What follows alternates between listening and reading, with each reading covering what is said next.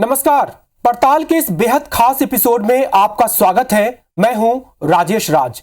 बस एक ही उल्लू काफी है बर्बाद गुलिस्ता करने को। जब हर साख में उल्लू बैठा हो तो अंजामे गुलिस्ता क्या होगा? वही होगा जो अब तक होता आया है। करप्शन का कारवा गुजरेगा, रिश्वत का नाला बहेगा, रुपयों की बंदरबाट होगी, जनता के हित पर कुठाराघात होगा, वो भी बेआवाज। छत्तीसगढ़ के स्कूल शिक्षा विभाग में एक ऐसा ही घोटाला सामने आया है जो बताता है कि ऊपर से नीचे तक भ्रष्टाचार किस कदर कुंडली मारे बैठा है। यह घोटाला हमने नहीं बल्कि सरकारी जांच रिपोर्ट ने उजागर किया है। जांच रिपोर्ट आने के बाद हमने यह तय किया कि आपके लिए इसकी तह में जाएं और जो पूरा सच है उसे सतह पर लाएं। देखिए हमारी स्पेशल पड़ताल ऑपरेशन मास्टर जे।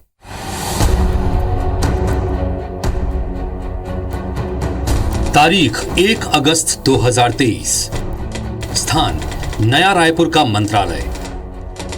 विभाग स्कूल शिक्षा विभाग, छत्तीसगढ़ शासन। आदेश क्रमांक F126/2023/20(2)।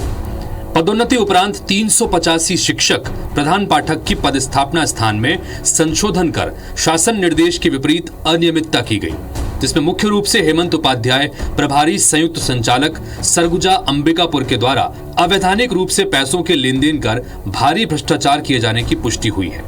राज्य शासन हेमंत उपाध्याय को सिविल सेवा नियम 1966 के नियम 9(1) क के तहत तत्काल प्रभाव से निलंबित करता है। आदेश क्रमांक F125/2023/20(2)। पदोन्नति उपरांत 438 शिक्षकों के पदस्थापन स्थान में संशोधन कर शासन निर्देश के विपरीत अवैधानिक रूप से पैसों का लेन देन कर भारी भ्रष्टाचार की जाने की पुधन कर शासन निर्देश के विपरीत अवैधानिक रूप से पैसों का लेन देन कर भारी भ्रष्टाचार की जाने की पुष्टि हुई, जिसमें मुख्य रूप से GS मरकाम प्रभारी संभागीय आयुक्त संचालक दुर्ग की संलिप्तता पाई गई।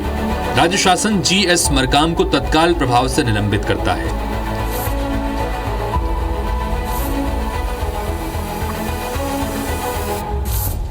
आदेश क्रमांक F124/2023/20(2)।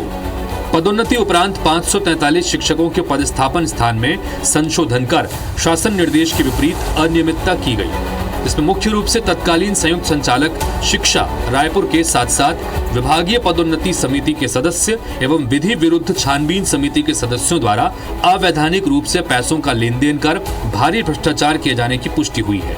अतः राज्य शासन के कुमार तत्कालीन संयुक्त संचालक शिक्षा रायपुर, CS ध्रुव जिला शिक्षा अधिकारी बलौदाबाजार भाटापारा, RK वर्मा प्राचार्य डाइट रायपुर, GS ध्रुव सहायक संचालक संभागीय शिक्षा कार्यालय रायपुर, शैल सिन्हा सहायक संचालक शिक्षा संभागीय कार्यालय रायपुर, उषा किरण खलखो सहायक संचालक शिक्षा संभागीय कार्यालय रायपुर, संजय पुरी गोस्वामी विकासखंड शिक्षा अधिकारी धरसीवा रायपुर और SK गेंदले विकासखंड अधिकारी सिमगा जिला बलौदाबाजार भाटापारा को तत्काल प्रभाव से निलंबित करता है। छत्तीसगढ़ शासन की ओर से एक ही दिन में एक के बाद एक जारी इस ताबड़तोड़ आदेश ने प्रदेश के स्कूल शिक्षा विभाग में जारी गहरे भ्रष्टाचार की बखिया उधेड़ कर रख दी। एक ही दिन में 5 में से 3 संभाग के संयुक्त संचालक को निलंबित कर दिया गया। जिला शिक्षा अधिकारी, विकास खंड शिक्षा अधिकारी समेत 7 अधिकारियों को सस्पेंड कर दिया गया।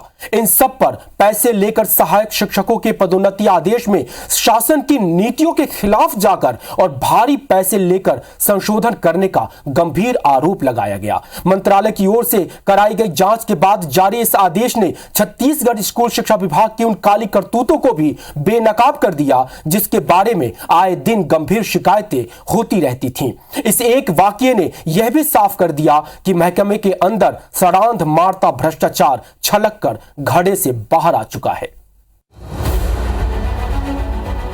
भ्रष्टाचार की संगीन परतों को खोलने IBC 24 ने इस पूरे मामले की पड़ताल करने की ठानी।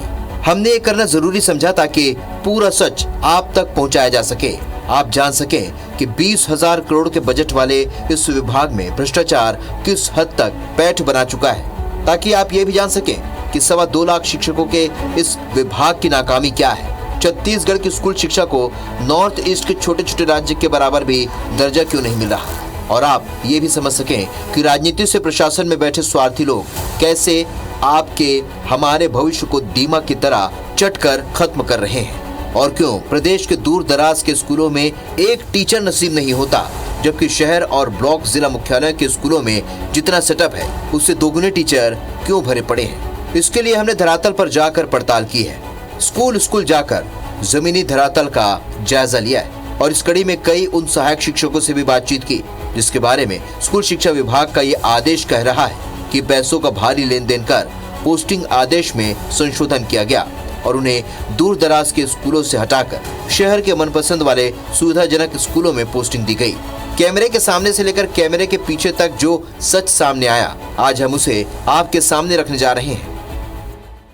जैसे ही हमने प्रमोशन के बाद शुरू हुए इस लेन देन के खेल की पड़ताल शुरू की, इस खेल में कहीं न कहीं शामिल लोगों में हड़कंप मच गया। सोशल मीडिया में ऐसी अपील वायरल होने लगी कि कोई मुंह न खोले, कोई कुछ न बोले। साथियों, एक महत्वपूर्ण सूचना अभी पता चला है कि IBC 24 हर स्कूलों में जाके पदोन्नत शिक्षकों से इंटरव्यू ले रहा है। उनको प्यार से धीरे से फुसला के कुछ बात बुलवाने का प्रयास कर रहा है कि ऐसा है वैसा है, आप पैसा दिए हो या नहीं दिए हो, आपके साथ गलत हो जाएगा, मतलब ऑफलाइन कैमरा बंद है, बता सकते हो, ऐसा करके बातचीत करने का प्रयास कर रहा है IBC 24 और दो तीन और न्यूज़ चैनल है।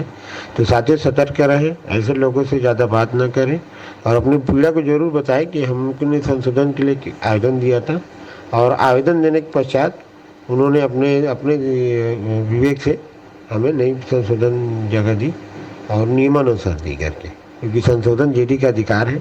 कृपया करके भूल के अलगल बात ना करें, है ना, भावावेश में ना आए। मीडिया वाले आपकी बोल देंगे कैमरा बंद है करके, लेकिन कैमरा बंद नहीं रहता, कोई छोटा मोटा और दूसरा उसमें स्टिंग कर देते हैं। तो थोड़ा सा देख के आप लोग सतर्क होके काम कीजिए। इससे पहले कि हम आपको इस भ्रष्टाचार की तह में ले जाएं, आपको बता देते हैं कि काली कहानी की शुरुआत कब से होती है। 2018 से पहले वर्ग 3 के शिक्षाकर्मी संविलियन के पश्चात प्राइमरी स्कूल में पढ़ाने वाले सहायक शिक्षक बनाए गए थे। इन्हें प्रमोशन का मौका देते हुए राज्य सरकार ने नियमों में शिथिलता बरती और 3 साल की सेवा पूरी करने वालों को प्रमोशन का पात्र बनाया। सरकार ने गाइडलाइन जारी की कि प्रमोशन के बाद पदस्थापना पूरी तरह पारदर्शी सिस्टम ओपन काउंसलिंग के जरिए होगी। प्रदेश के दूर दराज के क्षेत्रों में हजारों स्कूल शिक्षक विहीन हैं या जहां केवल एक ही शिक्षक कार्यरत है। इसलिए सबसे पहले इन्हीं स्कूल में पदोन्नत शिक्षकों की स्थापना का निर्णय लिया गया। हालांकि दिव्यांग, महिला और गंभीर बीमारी से पीड़ित शिक्षकों को सुविधाजनक पोस्टिंग देने के बारे में भी कहा गया। चूंकि प्राइमरी टीचर को पदोन्नति देकर पोस्टिंग करने का मामला था, लिहाजा इसका पूरा अधिकार स्कूल शिक्षा विभाग के संभागीय आयुक्त और उसके कार्यालय को मिला।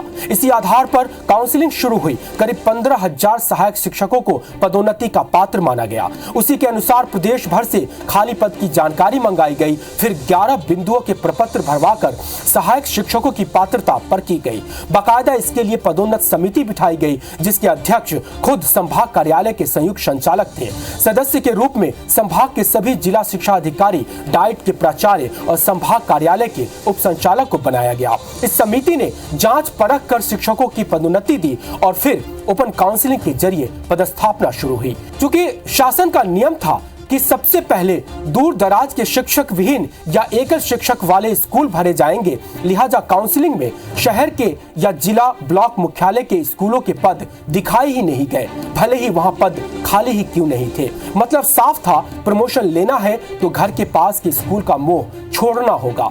कुछ वैसे ही जैसे IAS, IPS या पुलिस विभाग के अधिकारी को प्रमोशन के बाद बस्तर, सरगुजा में पोस्टिंग दी जाती है। यहां तक तो सब कुछ ठीक था, लेकिन इसके बाद जो कुछ हुआ वह भ्रष्ट सिस्टम के बेखौफ करतूत की ऐसी कहानी साबित हुई जिसे प्रमाण के साथ देखने पर भी यकीन नहीं होता। प्रमोशन के बाद हजारों शिक्षकों की पोस्टिंग घर से 100-150 किलोमीटर दूर हुई, जिनमें बड़ी संख्या महिला शिक्षकों की थी। घर से इतनी दूर जाकर नौकरी करना आसान नहीं था। बस यहीं से पदस्थापना आदेश में संशोधन कराने वालों का रैकेट शुरू होता है। इस खेल के केंद्र में संभागीय संयुक्त संचालक कार्यालय था। रायपुर से गरियाबंद, सुपेबेड़ा, बागबहरा जैसे स्कूलों पर भेजे गए शिक्षकों से डील शुरू हुई। शिक्षा विभाग में खुलेआम चर्चा है कि ऐसे हर शिक्षक से 2 से 4 लाख रुपए लिए गए और उनके पदस्थापना आदेश में संशोधन कर उन्हें फिर से रायपुर शहर या उसके आसपास के सुविधाजनक स्कूलों में पोस्टिंग कर दी गई। यहां हम आपको स्टेप दर स्टेप बताते हैं कि इसमें किस स्तर पर नियम कायदों की धज्जियां उड़ाई गई। पदोन्नति के बाद पदस्थापना आदेश में संशोधन का प्रावधान ही शासन के उस मूल भावना की हत्या थी जिसमें प्रदेश के एकल या शिक्षक विहीन स्कूलों तक शिक्षक पहुंचाना था, क्योंकि इसके बाद अधिकांश शिक्षक संशोधन कराकर वापस अपने शहर या अपने घर के पास वाले स्कूल में लौट गए। दूसरा, संशोधन होता भी तो उन्हीं पदों के लिए होता जिसके लिए काउंसलिंग ओपन की गई थी। जब काउंसलिंग में शहरों या जिला ब्लॉक मुख्यालय के स्कूलों के पद दिखाए ही नहीं गए थे, तो संशोधन आदेश के जरिए इन स्कूलों में पदस्थापना कैसे दी गई? अगर ऐसा था तो शुरू में ही सारे स्कूलों के खाली पदों को ओपन रखना था ताकि सभी शिक्षकों को विकल्प चुनने का पारदर्शी मौका मिलता। तीसरा, एक बार पदस्थापना आदेश जारी हो गया तो फिर संशोधन का प्रावधान नहीं होता है। उसके बाद ट्रांसफर होता है और इसका अधिकार समन्वय के जरिए सीएम के पास होता है, लेकिन संयुक्त संचालक ने उस अधिकार पर भी अतिक्रमण कर दिया। अब आप इस खेल को समझ गए होंगे कि कैसे काउंसलिंग के दौरान शहरों के स्कूलों के खाली पद नहीं दिखाए गए और बाद में पैसे लेकर उन्हें शहरों के स्कूलों में भेजा गया। पैसे बटोरने में पूरा सिस्टम इस कदर मशगूल हो गया कि उसे नैतिक अनैतिक नियम कायदे किसी का ध्यान नहीं रहा। दूर दराज के स्कूल शिक्षक विहीन हो रहे थे, तब भी संशोधन आदेश जारी कर वहां से शिक्षकों का ट्रांसफर किया गया।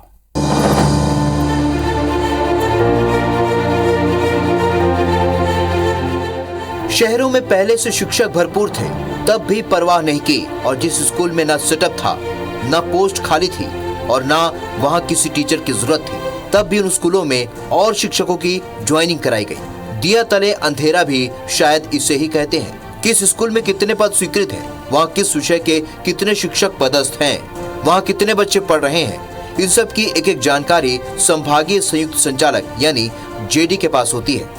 बकायदा स्कूल शिक्षा विभाग ने वेबसाइट तैयार कर एक एक स्कूल की कुंडली तैयार कर रखी है, जिसे जेडी तो क्या डीईओ और बीईओ ऑफिस का कोई भी कर्मचारी एक क्लिक करके देख सकता है। लेकिन इनमें से कोई एक भी ये नहीं देख सका कि संशोधन आदेश के इस खेल से कौन सा स्कूल शिक्षक विहीन हो रहा है और कौन सा स्कूल एक्सेस शिक्षक वाला है। एक भ्रष्टाचार कैसे दूसरे भ्रष्टाचार को जन्म देता है वो भी समझ लीजिए कि जिन स्कूलों में सेटअप से ज्यादा टीचर भर गए, कायदे से उस स्कूल से उतने टीचर के वेतन निकल भी नहीं सकते, फिर इसके लिए अलग खेल खेला जाता है। तब ऐसे शिक्षकों के वेतन गरियाबंद, सुपेबेड़ा, बागबहरा या सुकमा, कोंटा, गीदम, सरगुजा जैसे दूर दराज के उन स्कूलों के नाम पर निकलेंगे जहां पद तो हैं लेकिन टीचर नहीं है।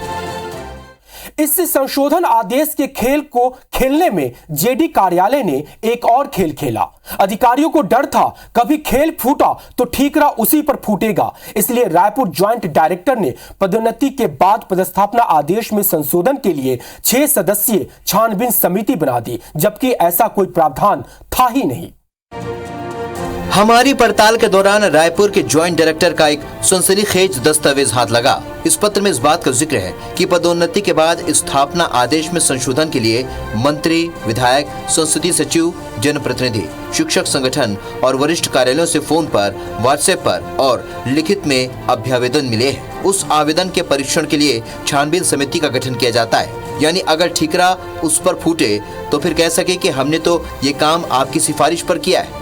लेकिन वो भूल गए कि नियम, कायदे, कानून को देखकर काम करना ही अधिकारियों का काम होता है। जनप्रतिनिधि और संगठन तो सिफारिशी पत्र लिखते ही है, लेकिन कोई काम विधि सम्मत है या नहीं, इसे देखना आपका काम है। एक और खेल हुआ। संशोधन आदेश इकट्ठे जारी नहीं किए गए, बल्कि हर किसी का व्यक्तिगत रूप से जारी किया गया। इससे जल्द इसका भांडाफोड़ नहीं हो सका। दूसरा, हर आदेश डिजिटल सिग्नेचर के जरिए जारी किया गया, लेकिन इसमें भी अलग खेल हो गया। चूंकि संशोधन आदेश नीचे के कर्मचारी बनाते और वही साहब का डिजिटल साइन इस्तेमाल करते, इसलिए साहब की जानकारी के बगैर नीचे के लोगों ने भी अपने स्तर पर ऐसा आदेश जारी करना शुरू कर दिया। जाहिर सी बात थी कि ऐसे गैर कानूनी में एक्स्ट्रा गैर कानूनी संशोधन आदेश का कोई रिकॉर्ड आवक जावक रजिस्टर में नहीं था, और जब मंत्रालय ने कमिश्नर स्तर पर इसकी जांच कराई तो पूरे खेल का भंडाफोड़ हो गया। जेडी कार्यालय से जारी आदेश से कहीं ज्यादा संशोधन आदेश जब्त हुए थे। तखतपुर में ऐसा एक केस सामने आया जहां एक महिला शिक्षक संशोधन आदेश लेकर पहुंची थी, उसका कोई रिकॉर्ड नहीं था। फिर जेडी कार्यालय ने उस आदेश को फर्जी घोषित कर दिया, लेकिन पुलिस में इसकी शिकायत नहीं की गई, क्योंकि अगर पुलिस जांच करती तभी पूरा रैकेट बेनकाब हो जाता। कई महीनों तक पदस्थापना आदेश में संशोधन का यह गंदा खेल लाखों रुपए लेकर जारी रहा, और इसका भांडा भी फूटा तो खुद एक कांग्रेस नेता की शिकायत पर। बिलासपुर संभागीय संयुक्त संचालक कार्यालय में पदस्थ बाबू विकास तिवारी पैसों का लेन देन लेकर संशोधन आदेश जारी कर रहा था। इसकी शिकायत पर्यटन बोर्ड के अध्यक्ष अटल श्रीवास्तव तक पहुंची। उन्होंने इसकी शिकायत कर दी। स्कूल शिक्षा विभाग से जांच शुरू हो गई और फिर पूरा का पूरा खेल एक्सपोज होना शुरू हो गया। पर लगातार ये देखा जा रहा था कि अनुकंपा नियुक्ति से लेकर प्रमोशन और पोस्टिंग में लगातार एक कॉकस बना हुआ था और एक गिरोह काम कर रहा था। वो गिरोह को तोड़ने की बहुत कोशिश हो रही थी कि ये गिरोह टूट, क्योंकि सरकार को बदनाम करने की कोशिश थी। पूरे सिस्टम को ही बंद करा दिया है और अब जो भी लोग जहाँ जिसकी ज़रूरत होगी वहाँ उसकी पोस्टिंग की जाएगी।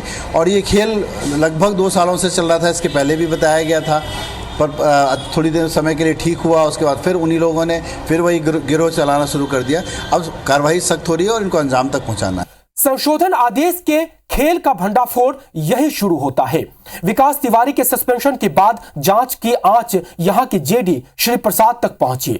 उन्हें भी सस्पेंड कर दिया गया। मामले की गूंज विधानसभा की कार्रवाई तक चली गई। फिर रायपुर, दुर्ग और सरगुजा के कमिश्नर से तीनों संभाग के जेडी कार्यालयों की जांच कराई गई और हर जांच में लाखों के लेन देन से संशोधन आदेश चलने के रैकेट का खुलासा होता चला गया। हमारी पड़ताल से जो तथ्य हमारे सामने आए वो हमने आपके सामने रख दिए। अब हम आपको जमीनी हकीकत को बयां करती कुछ तस्वीर दिखाने जा रहे हैं। पैसों के लेन देन से जब टीचर की पोस्टिंग की जाती है तो प्रदेश के स्कूलों में क्या स्थिति बन जाती है। सुदूर अंचल के स्कूलों में टीचर नहीं मिलते, वहां एक शिक्षक को 100 बच्चों को पढ़ाना पड़ता है, और दूसरी ओर जरूरत से ज्यादा शहर के स्कूलों में शिक्षकों को भर दिया जाता है। जहां 8 टीचर की जरूरत होती है वहां 15-15 टीचर भर दिए जाते हैं। ये तस्वीर गरियाबंद जिले के पीपर छड़ी प्राथमिक शाला की है। यहाँ 113 बच्चे पढ़ते हैं, लेकिन टीचर सिर्फ एक है, तारा सिंह सोरी। पहले यहाँ 2 टीचर हुआ करते थे, लेकिन प्रमोशन के बाद एक टीचर यहाँ से चले गए। बच्चों की पढ़ाई खराब न हो इसलिए तारा सोरी गांव की एक युवती मुनैया बाई को 2000 रुपए देकर पढ़ाने बुलवाती हैं। लेकिन इसी जिले में पंडरी पानी के स्कूल की तस्वीर भी दूसरी है। यहाँ पर 32 बच्चे पढ़ते हैं, लेकिन यहाँ 60 टीचर तैनात हैं। सेटअप के अनुसार 1 या 2 टीचर भी बहुत थे, लेकिन स्कूल जंगल, पहाड़, नदी नालों से घिरा है। कोई अधिकारी यहाँ झांकने के लिए नहीं आता, इसलिए टीचर जानबूझकर पोस्टिंग कराकर मजे करते हैं। इसके लिए सर शासन को हम लोग कई बार किए हैं। कम से कम 6-7 साल से, पहले 2 थे, 6-7 साल से झेल रहा हूँ। उसके बाद ना अब तो एक ही हो गया सर, अकेला टीचर हो गया हमें। शक्ति जिले के मालखरोद विकासखंड के प्राथमिक शाला मिरौनी की भी यही कहानी है। यहाँ 60 बच्चे पढ़ाई करते हैं, लेकिन शिक्षक केवल एक है। टीचर एक को वर्क देकर दूसरी कक्षा में जाते हैं और दूसरी कक्षा को वर्क देकर तीसरी कक्षा को मैनेज करते हैं। कभी बीमार पड़ गए, छुट्टी पर चले गए तो ये स्कूल सिर्फ बच्चों के भरोसे चलता है। शिक्षा के व्यवस्था के बारे में संपर्क के माध्यम से अधिकारियों की लिखित में अवगत करा दिया। नवगठित मनेंद्रगढ़ चिरमिरी भरतपुर जिले में हालात और बदतर हो चुके हैं। यहाँ 145 स्कूल सिर्फ एक टीचर के भरोसे चल रहे हैं। टीचर बीमार पड़ा, छुट्टी पर चला गया तो स्कूल का कोई माँ बाप नहीं होता। जिला मुख्यालय के आसपास मिलन पथरा, सहवानी टोला और पिपरिया इलाके के स्कूल भी एक शिक्षक के भरोसे चल रहे हैं। सरायपाली से भी कुछ ऐसी तस्वीरें आई हैं, लेकिन सहायक शिक्षक से प्रमोशन लेकर अपना ट्रांसफर रद्द कराकर शहरों में पोस्टिंग कराने वाले शिक्षकों की पड़ताल बाकी थी। और इसके लिए हमने रुख किया राजधानी रायपुर के स्कूलों में। यहाँ हम पहुंचे सड्डू मिडिल स्कूल में, जहाँ 419 बच्चों के नाम दर्ज हैं। स्कूल का सेटअप 8 शिक्षकों का है, लेकिन पहले से यहाँ 13 टीचर पदस्थ हैं। सहायक शिक्षक से पदोन्नत होकर शिक्षक बनी 2 और महिला टीचर्स संशोधन आदेश के जरिए यहाँ आ गई हैं। इनमें से एक का ट्रांसफर सुपेबेड़ा हुआ था, दूसरे का तिलदनवा गाँव। अब स्कूल में 15 टीचर हैं, जबकि स्कूल के प्रभारी प्राचार्य बताती हैं कि ना तो उन्हें नए टीचर की जरूरत थी और ना ही उन्होंने नए टीचर की मांग की थी। गरियाबंद के जो क्षेत्र के जो टीचर्स हैं उन्हें आप वहाँ दीजिए ना सर।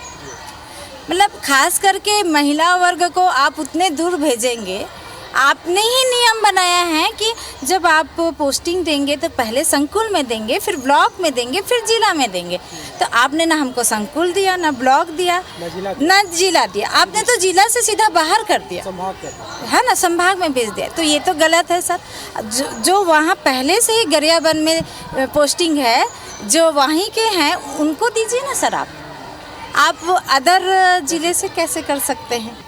हमने अपने स्कूल के लिए टीचरों के हिसाब से हमने कोई डिमांड नहीं की थी, वो शासन के द्वारा ही भेजा गया था 2 टीचरों को जी। जो मैडम यहाँ पे आई हैं वो कह रही हैं कि काउंसलिंग में इस यहाँ पे जगह खाली बताया गया साइंस को, तो खाली जगह बताया गया यानी सेटअप था, टीचर नहीं थे, ऐसा कहा जा रहा है क्या? नहीं, टीचर तो यहाँ पर्याप्त थे, टीचर यहाँ पर्याप्त थे।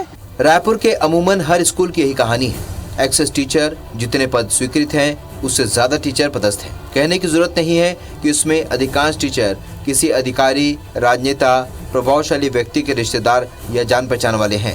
सबकी एक जैसी दलील है, घर से इतनी दूर नौकरी कैसे करेंगे? छोटे छोटे बच्चे हैं, घर में बूढ़े माँ बाप या सास ससुर है, या फिर कोई पारिवारिक जिम्मेदारी। लेकिन सवाल ये भी है कि क्या इसी आधार पर प्रदेश के दूरस्थ अंचलों के स्कूलों को शिक्षक विहीन होना चाहिए? क्या वहाँ के बच्चों को अच्छे और विषय के शिक्षक से पढ़ने का अधिकार नहीं होना चाहिए? बहरहाल इस पूरे मामले के खुलासे ने स्कूल शिक्षा विभाग को हिलाकर रख दिया है। नए स्कूल शिक्षा मंत्री सभी दोषियों पर FIR दर्ज कराने की घोषणा कर चुके हैं और संशोधन सूची निरस्त करने की भी बात कह चुके हैं। हालांकि फिलहाल ये दोनों ही कार्रवाई नहीं हुई है, जबकि विपक्ष इस पर सरकार को घेरने में कोई कोर कसर नहीं छोड़ रहा है। कांग्रेस ने, मैं बार बार बोल रहा हूँ, हर जगह माफिया स्थापित किया है। यूरिया में माफिया, DAP में माफिया, शराब में माफिया, रेत में माफिया, कोयला में माफिया, भर्ती में माफिया, PSC में माफिया, व्यापम में माफिया, सब जगह माफिया स्थापित किया था। शिक्षा में भी उन्होंने, शिक्षा जैसे पवित्र जगह में भी जिससे छत्तीसगढ़ के आने वाली पीढ़ी का निर्माण होता है, वहाँ पर भी माफिया स्थापित करके पूरे छत्तीसगढ़ को शर्मसार किया है। कांग्रेस की सरकार को खुद शर्म आनी चाहिए। पदोन्नति के बाद जो संशोधन का खेल खेला गया उसमें शिक्षकों को बहुत नुकसान हुआ है और दूर से दिखाई दे रहा है कि इसमें आर्थिक रूप से लेन देन का काम हुआ है। रायपुर, बिलासपुर, अंबिकापुर और दुर्ग के जॉइंट डायरेक्टर सहित लगभग 10-12 लोगों को निलंबित किया गया है। कुछ लोगों के खिलाफ FIR कराने की प्रक्रिया जारी है, कुछ और लोगों के खिलाफ भी निलंबन की कार्रवाई होगी। इस पूरे मामले में आरोप और संदेह की एक सुई शिक्षक संगठनों की ओर भी घूम रही है। चर्चा है कि सहायक शिक्षकों का एक संगठन संशोधन सूची निरस्त करने पर कड़ा विरोध करने की चेतावनी दे चुका है, जबकि कुछ शिक्षक संगठन शिक्षा मंत्री से कई बार मुलाकात कर इसे हर हाल निरस्त करने और दोषियों पर FIR दर्ज करने की मांग कर रहा है। प्रदेश के अन्य दूसरे शिक्षक संगठन इस पर संभल कर अपनी नपी तुली प्रतिक्रिया दे रहे हैं। सभी विभागों में चाहे भर्ती हो चाहे पदोन्नति हो, संशोधन होता रहा है और अति आवश्यक प्रकरणों पर नियुक्त अधिकारी के द्वारा विचार कर संशोधन किया जाना कोई गलत बात नहीं है। लेकिन कुछ संभागों में शिक्षा विभाग के उच्च अधिकारियों के द्वारा अभियान चला करके संशोधन किया गया है, जिसका छत्तीसगढ़ प्रदेश संयुक्त शिक्षक संघ समर्थन नहीं करता है। छत्तीसगढ़ में हजारों स्कूल ऐसे हैं जो शिक्षक विहीन है और उससे भी ज्यादा बड़ी तादाद उन स्कूलों की है जहां पे सैकड़ों की संख्या में छात्र हैं लेकिन शिक्षक केवल एक। और स्कूल शिक्षा विभाग के पास ये पूरी जानकारी होती है, लेकिन हैरानी की बात है कि जब शिक्षकों की ट्रांसफर पोस्टिंग होती है, सारा का सारा डेटा विभाग के अधिकारियों के पास होता है, उसके बावजूद इन स्कूलों को भरा नहीं जाता है। अगर यहाँ पे पोस्टिंग कर दी जाए तो एन केन प्रकार तमाम टीचर्स अपनी अपनी पोस्टिंग कैंसिल करा करके शहरों की ओर भाग जाते हैं और फिर से ये स्कूल शिक्षक विहीन या फिर एकल शिक्षक ही हो जाते हैं। सवाल है, क्या प्रदेश के गरीब बच्चों को अच्छी शिक्षा और टीचर्स के साथ पढ़ने का हक नहीं है? और अगर स्कूल शिक्षा विभाग सिर्फ 14,000 करोड़ रुपए अकेले वेतन पर खर्च करता हो और वो विभाग प्रदेश के बच्चों को टीचर नहीं दे पाए, तो इससे बड़ी त्रासदी और इससे बड़ा मजाक पूरे प्रदेश के बच्चों के लिए क्या होगा? सवाल बहुत बड़ा है और अभी जो मामला उठा है वो भी उतना ही बड़ा है। लेकिन हैरानी की बात है कि जो कार्रवाई होनी चाहिए थी वो होती दिख नहीं रही है। क्या वजह है कि 10 से ज़्यादा अधिकारियों को लगातार ताबड़तोड़ निलंबित कर दिया गया, लेकिन जो आदेश गलत जारी हुए उसे ठीक करने में इतने वक्त लग रहे हैं?